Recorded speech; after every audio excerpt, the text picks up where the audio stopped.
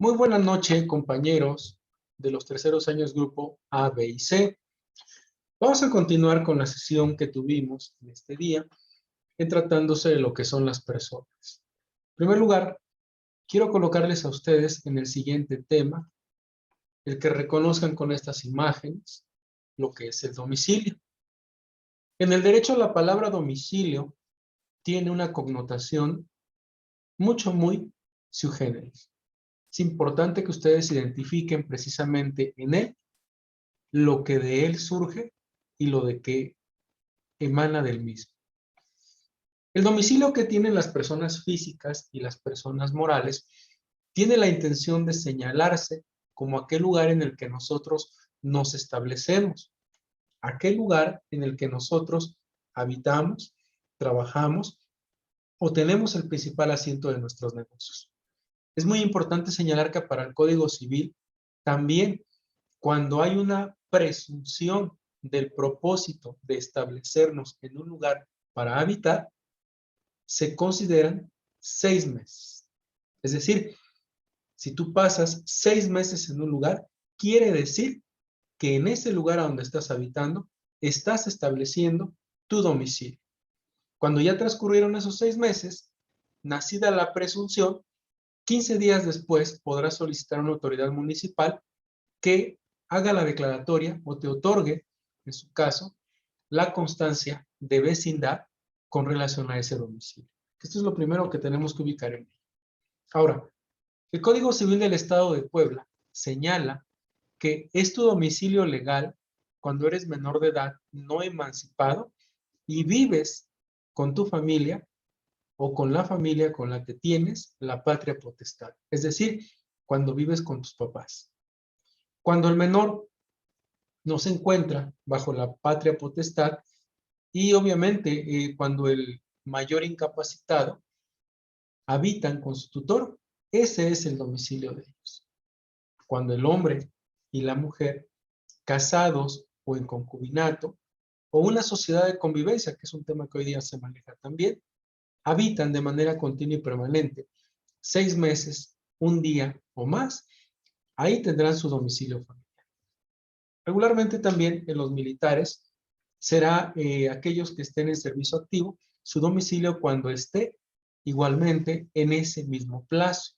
Los servidores públicos que por más de 6 meses desarrollen sus funciones se encontrarán en esa misma tesitura. Los sentenciados que ya estén privados de la libertad en un centro de readaptación social tendrán su domicilio también ubicado en el centro de readaptación social donde estén ejecutando ellos o cumpliendo la pena privativa de la libertad. En esa idea, lo que sigue es algo que manejamos desde siempre, la palabra nombre para el Código Civil. En él, ¿qué implica esta gran palabra? Necesariamente, aquel que es propio, aquel que nos distingue de los demás, más los apellidos que hoy día se nos colocan o se nos dan de mamá o de papá. Créanme que ha sido un cambio notorio el hecho de que en el derecho hoy día se pueda colocar en primer lugar el apellido materno y después el apellido paterno o viceversa. Es un derecho que no existía y que lleva en promedio 3 a 4 años que ya surge como tal. El nombre propio regularmente nos es puesto por nuestros padres. Regularmente también de él se dan ciertas características importantes para que nos identifiquen de las demás personas.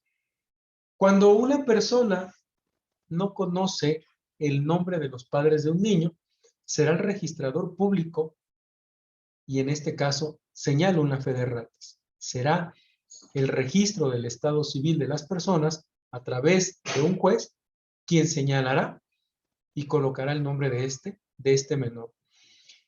Ninguna persona está obligada a agregar en su nombre de soltera o soltero, en tratándose especialmente de las damas, el nombre o el apellido de su cónyuge o de concubino. Estas eran costumbres o usos y costumbres que en la década de los 70s, 80s, y que créanme que es un aspecto tan importante por reconocer de este tipo de esquemas que tenemos que sacar adelante nosotros. Ahora bien, cuando hay un error en el nombre, es también importante que nosotros establezcamos el hecho de la rectificación del acta de nacimiento. Les dije en clase que tenemos 48 horas para poder hacer la modificación, precisamente a partir de la fecha en que se incrusta o se incluye el nombre de una persona. Regularmente hay sentencias ejecutoriadas que en ellas vienen las resoluciones que indican que vas a poder modificar el nombre de una persona por enmienda, por modificación, por cambio de nombre, incluso en las modalidades que hoy día surgen cuando existe un cambio de sexo. En ese mismo camino, es muy importante señalar que el derecho de la personalidad, el derecho que tenemos como personas, es inalienable, es decir, es mío. No termina, por eso es imprescriptible. No puedo decir que no lo quiero, porque es irrenunciable. No hay nada que pueda embargar este aspecto y desde luego puedo oponerlo frente a cualquier persona, incluso ante las autoridades, sin más límite que el derecho que yo tengo.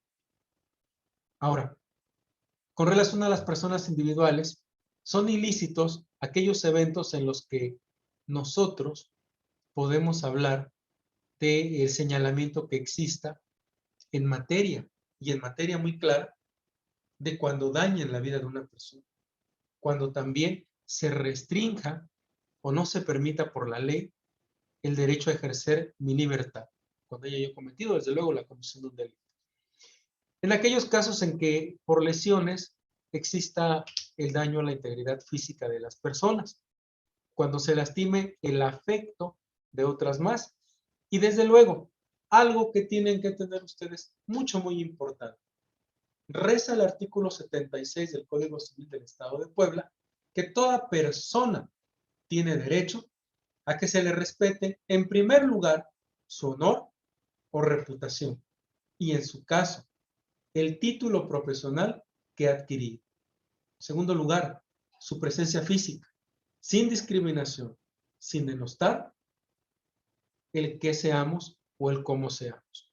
Y en un tercer lugar, el secreto epistolar, telefónico, el profesional testamentario y el de la vida privada de cada uno de nosotros. Qué complejo es esto, pero son esquemas que están considerados dentro del Código Civil poblano. En los mismos derechos a la personalidad, es muy importante que yo les pueda explicar a ustedes también aquí el esquema que se vive en cada uno de ellos.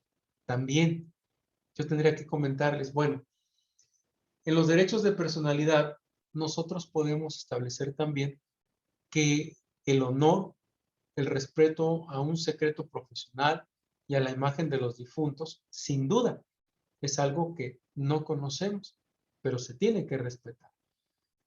Y también, desde luego, el derecho que tenemos frente a las autoridades en materia de lo que son las relaciones interpersonales, las tenemos que proteger también porque están enunciadas en el Código Civil. De manera enunciativa, en cuanto a la convivencia, el Código Civil previene que, en primer lugar, la asistencia o ayuda en caso de accidente se debe de preservar. Se debe de entrar libremente en la casa, habitación o en un lugar de trabajo sin que me lo impida nadie. Es decir, nadie puede violentar el acceso a mi casa.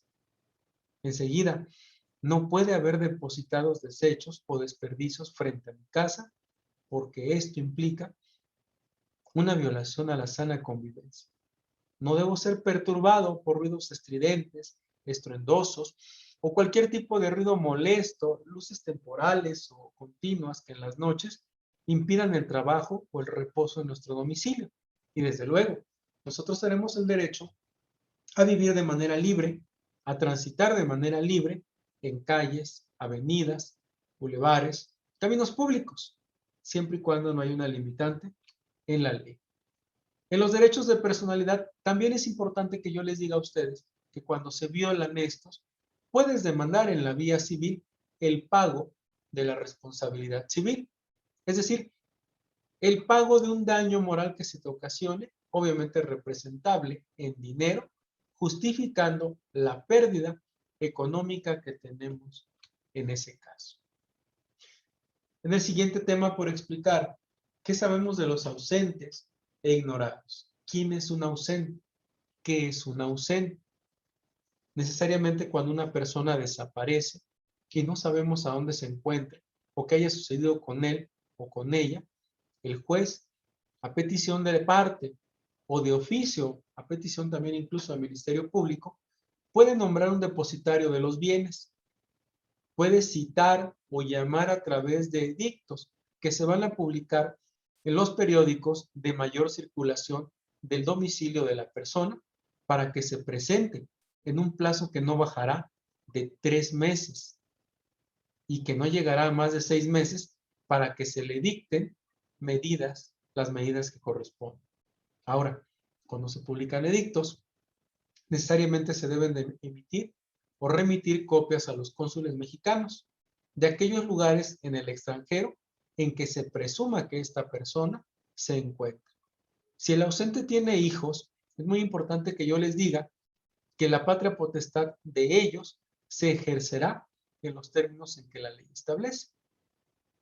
Cuando el plazo ha transcurrido, el de 6 meses, si no comparece nadie, se va a nombrar un representante, el que se va a encargar de administrar los bienes de ellos. Necesariamente el representante será el depositario.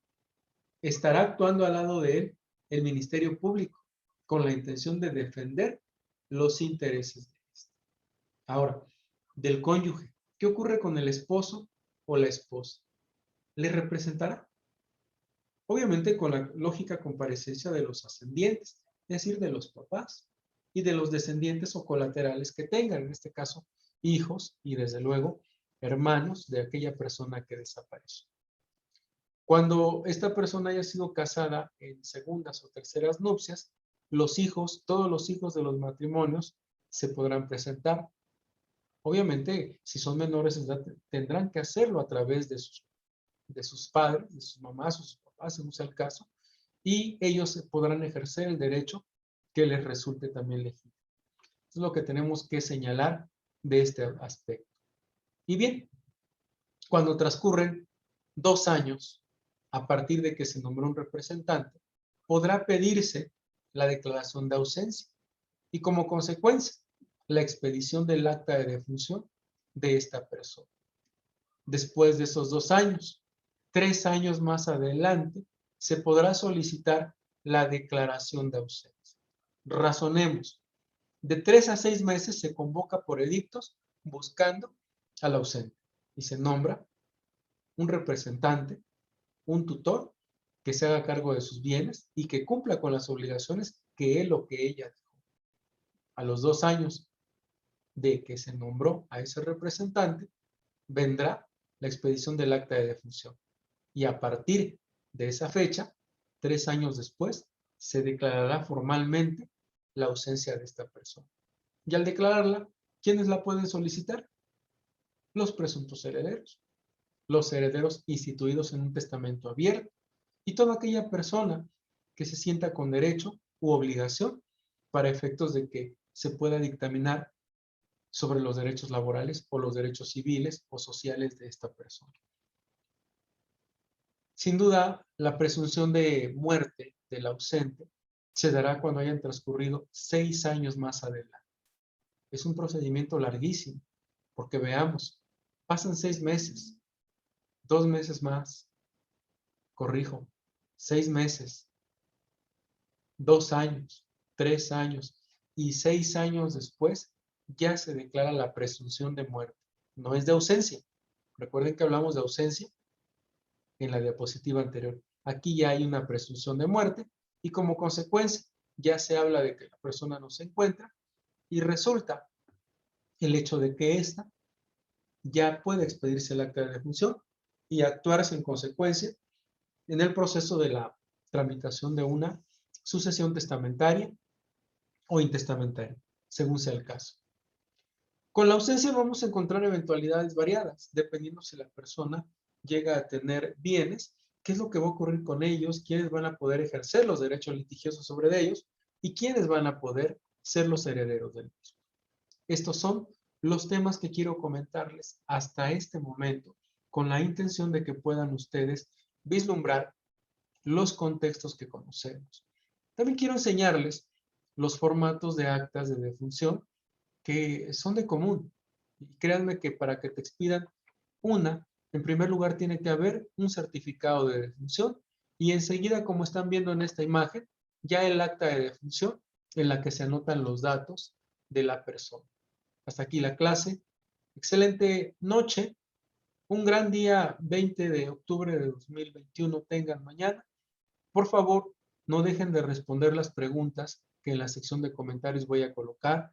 Denle like al video, véanlo y que sirva como una herramienta para que de manera asincrónica podamos mantener la comunicación en el aula.